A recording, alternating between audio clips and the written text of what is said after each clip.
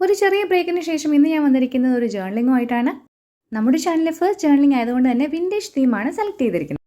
അതിനുവേണ്ടി ആദ്യമായി സെലക്ട് ചെയ്തിരിക്കുന്നത് ഇതുപോലെ മരുന്ന് കിട്ടിയിരുന്ന ഒരു ബ്രൗൺ കവറാണ്. ട്രയാങ്കിൾ ഷേപ്പിൽ കട്ട് ചെയ്ത് ഇതുപോലെ നന്നായിട്ടൊന്ന് ചുരുട്ടി ഈ സൈഡിൽ പേസ്റ്റ് ചെയ്ത് കൊടുക്കുന്നുണ്ട്. ഈ സെയിം പ്രോസസ്സ് തന്നെ ഒന്നുകൂടി റിപ്പീറ്റ് ചെയ്യാം. ഇനി ഇതുപോലെ പഴയ ബുക്കിൻ്റെ പേപ്പർ എടുത്ത് ഫാൻസി സിസേഴ്സ് ഉപയോഗിച്ചൊന്ന് കട്ട് ചെയ്ത് കൊടുക്കാം. നിങ്ങളുടെ കയ്യിൽ ഈ സിസേഴ്സ് ഇല്ല എന്ന് വെച്ച് കുഴപ്പമില്ല, ജസ്റ്റ് ഒന്ന് കട്ട് ചെയ്ത് കൊടുത്താൽ മതി. പറയാൻ വിട്ടു, ഈ സിസേഴ്സ് ഞാൻ മീഷോയിൽ നിന്ന് വാങ്ങിയതാണ്. ഇതുപോലെ ക്രാഫ്റ്റൊക്കെ ചെയ്യാൻ നല്ല സൂപ്പർ സംഭവം കേട്ടോ. ഡീറ്റെയിൽസ് വേണമെങ്കിൽ പറയണേ. അങ്ങനെ 2 ചെറിയ പീസ് കട്ട് ചെയ്ത് 2 സൈഡിൽ ഒട്ടിച്ചു കൊടുക്കുന്നുണ്ട്. ഇനി ഇതുപോലെ ഡയറിയിൽ നിന്നൊരു ചെറിയ പീസ് കട്ട് ചെയ്ത് ചെറുതായിട്ടൊന്ന് ചുരുട്ടിക്കൊടുത്ത് ഒരു വിൻറ്റേജ് ലുക്കിന് വേണ്ടിയിട്ട് ഞാൻ ബ്രൗൺ കളർ കൂടി അടിച്ചു കൊടുക്കുന്നുണ്ട്. ബ്രൗൺ കളർ അടിച്ചു കൊടുത്തപ്പോൾ കറക്റ്റ് ഒരു വിൻറ്റേജ് ലുക്ക് കിട്ടിയിട്ടുണ്ട്. ഇതും കൂടെ പേസ്റ്റ് ചെയ്ത് കൊടുക്കാം. ഇനി നമുക്ക് കുറച്ച് അലങ്കുലപ്പണികളാകാം.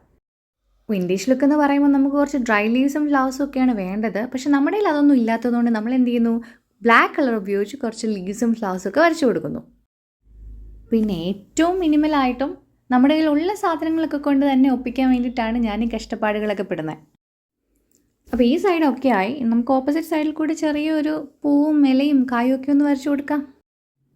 ജേർണലിംഗ് ആണല്ലോ, അപ്പോൾ എന്താണെങ്കിലും കുത്തിക്കുറിക്കണം. അപ്പോൾ എൻ്റെ മനസ്സിൽ അന്നേരം തോന്നി എന്തൊക്കെയോ ആണ് ഞാൻ എഴുതി കൂട്ടുന്നത്.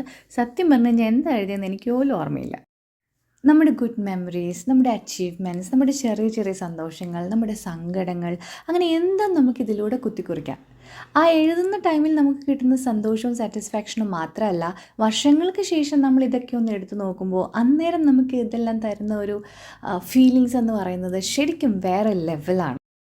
ഇനി അല്പം വെറൈറ്റി ആവട്ടെ എന്ന് വിചാരിച്ച് ഞാൻ റെഡ് പെൻ യൂസ് ചെയ്ത് എഴുതി തുടങ്ങിയപ്പോൾ ഞാൻ ഇച്ചിരി കൺഫ്യൂസ്ഡായി. പഠിച്ചോനെ കുളം ആയോ എന്ന് വിചാരിച്ച്. പക്ഷേ കുഴപ്പമില്ല, എഴുതി കഴിഞ്ഞപ്പോൾ ആക്ച്വലി ഞാൻ സാറ്റിസ്ഫൈഡ് ആയി. കാരണം നമ്മുടെ ഈ ഒരു വിൻറ്റേജ് ലുക്കിന് ഒരു കംപ്ലീറ്റ് ലുക്ക് കൊണ്ടുവരാൻ, അല്ലെങ്കിൽ ഒരു വെറൈറ്റി ലുക്ക് കൊണ്ടുവരാനായിട്ട് എന്താണെങ്കിലും ഈ റെഡ് പെൻ യൂസ് ചെയ്തതുകൊണ്ട് സംഭവിച്ചു. ആക്ച്വലി നമ്മുടെ വർക്ക് ഇവിടെ കൊണ്ട് കംപ്ലീറ്റ് ആയി. ഇനി കുറച്ചുകൂടെ ഭംഗിയാക്കാനായിട്ട് ഞാൻ എന്ത് ചെയ്തു, എൻ്റെ കയ്യിൽ മീഷോയിൽ നിന്ന് വാങ്ങിച്ച് കുറച്ച് സ്റ്റിക്കേഴ്സൊക്കെ ഇരിപ്പുണ്ടായിരുന്നു. അതെല്ലാം കൂടി ഒട്ടിച്ചു കൊടുക്കാമെന്ന് വിചാരിച്ചു. നിങ്ങൾക്ക് ഈ സ്റ്റിക്കേഴ്സിന് ഡീറ്റെയിൽസ് വേണമെങ്കിലും കമൻറ്റ് ചെയ്യണം കേട്ടോ. ഞാൻ ഉറപ്പായിട്ടും ലിങ്ക് തരുന്നതായിരിക്കും.